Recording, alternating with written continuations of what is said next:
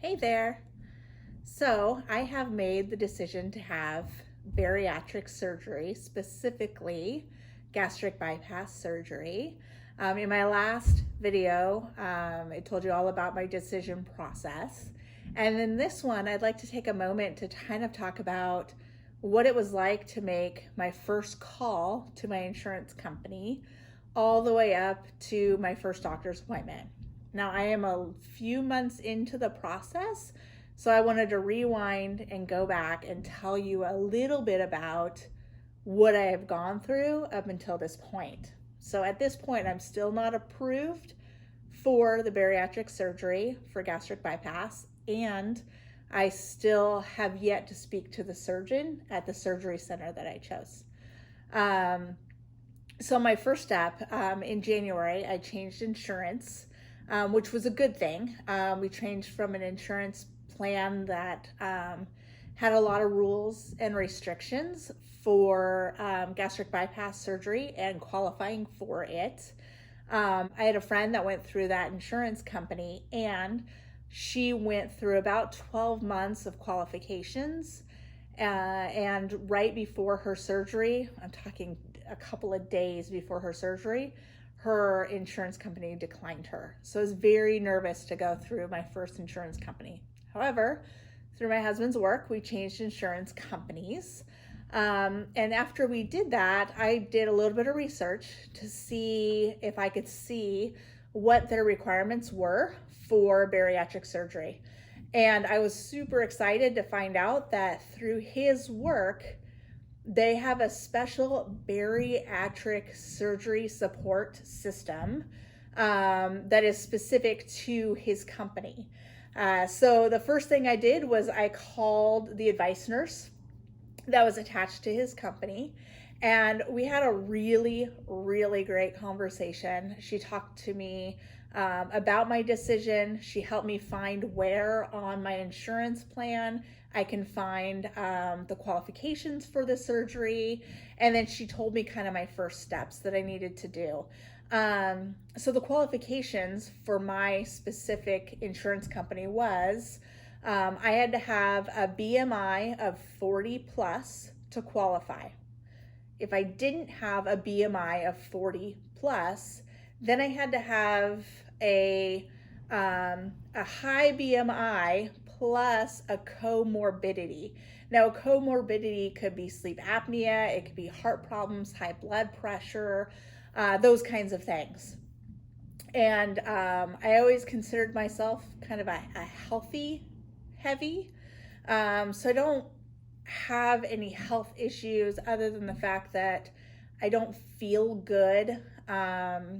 I can't keep up. I'm very uncomfortable. So I weighed myself and I did the math. I went to the CDC website and did the math to find out what my BMI was. And my BMI was right on the line. So that made me super nervous.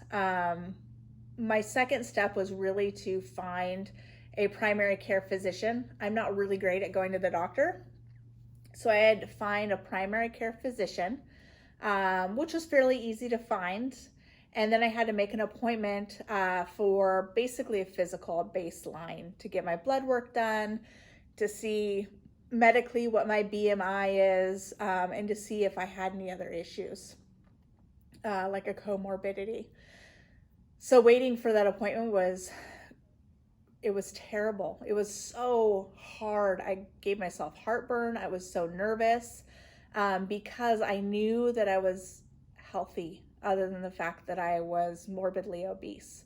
And so going into the doctor, I knew that my first weigh-in had to be at a 40 BMI or more in order to qualify for insurance. So I got to the day, I went and met my doctor. I wasn't quite sure yet if I wanted her to know that I was trying to have bariatric surgery. I did end up telling her because she was very easy to talk to. And lo and behold, my BMI on the official medical paperwork was like 40.3 on the BMI scale, which was wonderful. in the grand scheme of being accepted by your insurance company and being approved to have bariatric surgery. But I didn't have any comorbidities. My first nurse that I talked to within the bariatric program at my husband's work, she suggested that I go in and have a sleep study done, because a lot of people who are morbidly obese have sleep apnea. I don't know if I have sleep apnea or not. I still don't know. I made my initial appointment with my doctor in the middle of March, and that was right before quarantine hit in the Portland, Oregon area. So I made my appointment with her, and even at that point, they were taking precautions to keep everyone safe from COVID-19. And so I did a quick appointment, and then I went over and had my blood work done on her suggestion. Everything came back good. It came back positive. But I haven't been in contact with them since, and it's now June 2nd. So COVID kind of threw my timeline out the window, and has made me a very patient and humble person because of it. So at this point, my next step was to schedule an appointment with a psych doctor. As part of your insurance requirements, you have to be cleared and have a psychological evaluation before you have gastric bypass or vertical sleeve surgery. So because COVID was coming in hot and heavy, there weren't a lot of options for doctors who were taking new patients. I finally found one, and I was scheduled to go in and do some in-person testing and questionnaires, which would take about an hour, and then I would have my appointment with the doctor. Well, my appointment was right after quarantine started, and so my appointment was canceled, and they rescheduled it for a later date. However, they decided that they couldn't abide by the social distancing rules, and so they had to reschedule my appointment another time and go to their online system. So I did kind of like a Zoom type meeting with my psych doctor, which was weird because I was just meeting him, didn't get to see him in person. So here he is judging me on whether I'm mentally sound to have bariatric surgery. So that was unique. Going into the appointment, I thought that it would be a 30-minute to 1-hour appointment, in and out, answer a few questions, and then he would give me the okay and the clear.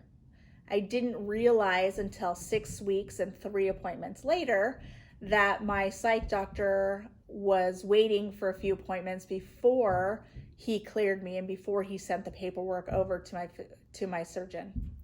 So my surgeon didn't receive my paperwork until May 19th. So it was just a couple weeks ago.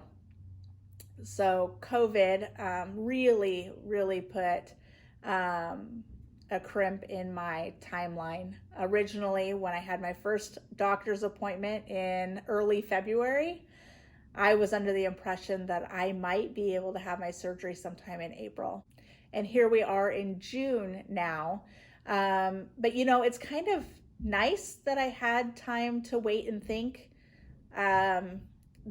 My process going through all the steps to get approved for surgery went really well and very quickly. Most of the doctors were able to get me in really quickly.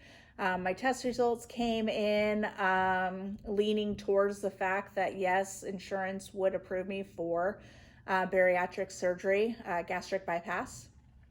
But I was getting a little nervous. And by the time I had made my first doctor's appointment, I still hadn't told my husband. That's for another video.